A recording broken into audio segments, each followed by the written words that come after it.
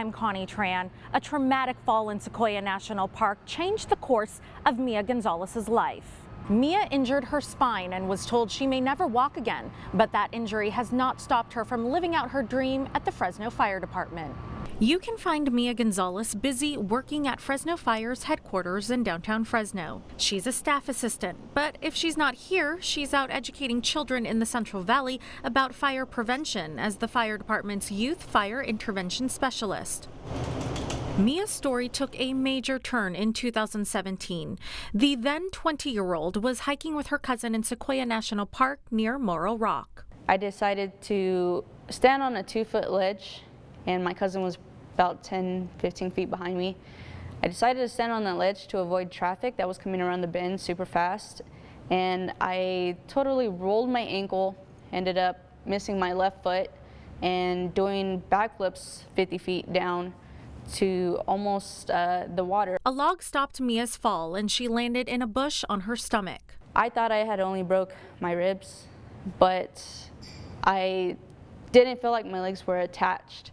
So I started to feel for my legs, and then I realized they were still on me, but I couldn't feel them. At the time of the injury, Mia was in the fire academy through Fresno City College. She previously worked in Butte County as a firefighter for CAL FIRE. As a first responder herself, she knew to stay calm as it took rescuers 2 hours to get her out of the area and flown to Community Regional Medical Center. So I think that it's exceedingly beneficial that she had the access to the hospital and having it be a level 1 trauma center. Dr. Nicholas Levine was the surgeon who worked on Mia. He specializes in the treatment of cranial and spinal conditions. I remember Mia being fortunate. Now I know that may sound odd, but tumbling 50 feet and not suffering a head injury and only having a spinal injury was very lucky. She could have been much more injured. He explains Mia suffered a fractured dislocation of her spine, meaning her spine was no longer aligned. In her case, that meant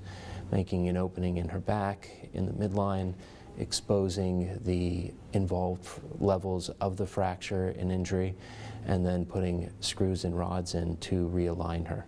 So I have 10 screws in total to fuse my spine back together. What Mia's injury ultimately meant was she was likely to never walk again. And that's kind of hard to take in as a 20-year-old. So almost 2 years later, it's still kind of processing, but I'm just trying to make the best out of it.